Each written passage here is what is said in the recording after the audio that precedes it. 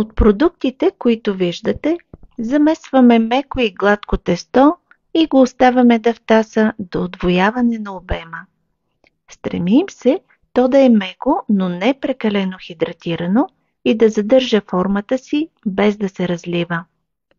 Изваждаме го на добре набрашнен плод и с помощта на делител за тесто го разделяме на 9-10 парченца по около 110 грама всяко.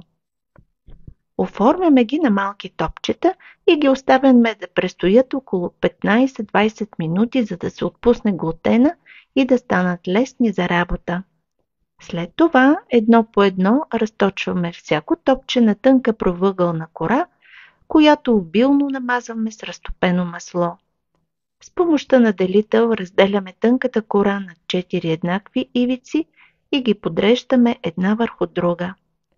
Разделяме ги с делителя по дължина на 2 еднакви части, леко ги преплитаме като шнурче и оформяме, пресрещайки краищата им. Забавно е, нали?